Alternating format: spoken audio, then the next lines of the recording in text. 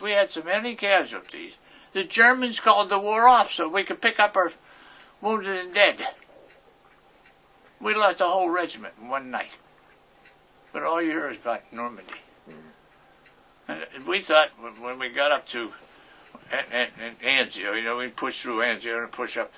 Then you what really grinds me? I come back here, and years later, I find out that we were cannon fodder. Right. Well, I grew up in Pittsburgh, East Liberty. Okay. Born and raised in East Liberty. Went right. to Dilworth School, Peabody High School. Okay. Graduated from Westinghouse. Got drafted in let's see, I graduated, this is ironic too, I graduated from Soldiers and Sailors Hall in 1935 from Westinghouse High School. Went from 1942, February of 42. Okay. But I didn't leave for the service, and at that particular time they said it was too light. I weighed 130 pounds. Okay. But come June, the lighter heavy, why everybody went. So in June I left for the service. I first saw action was St. Pietro, probably. And then my next real action, I guess, was Rapido River. Wow. 4 times. 4 times? Yeah.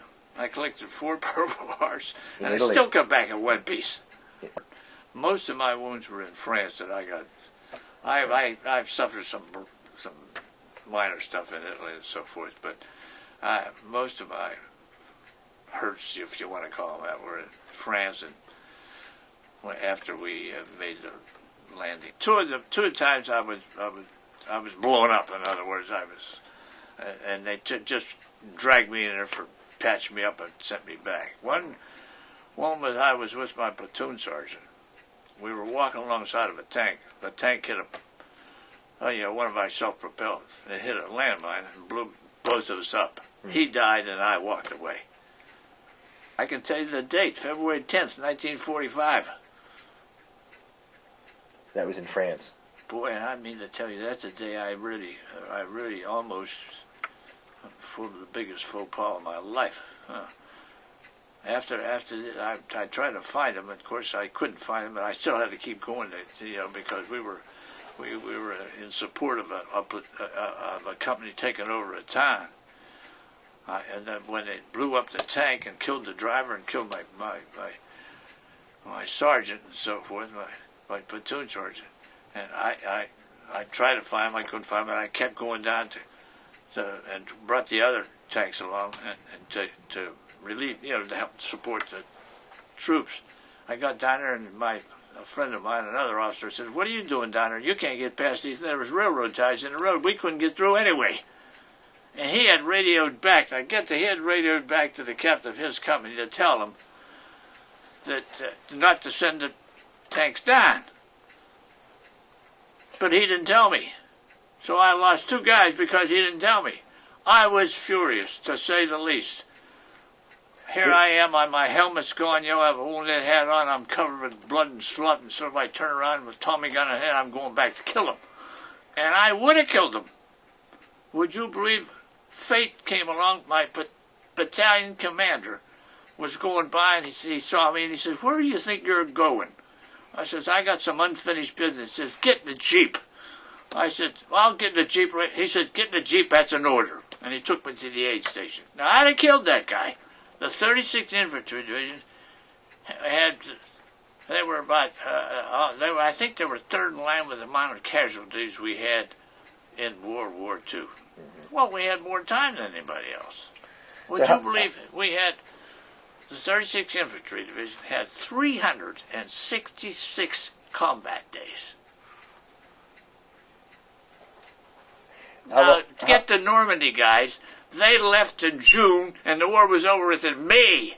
We had more combat days than they were in the war. And our last push, boy, I remember that day.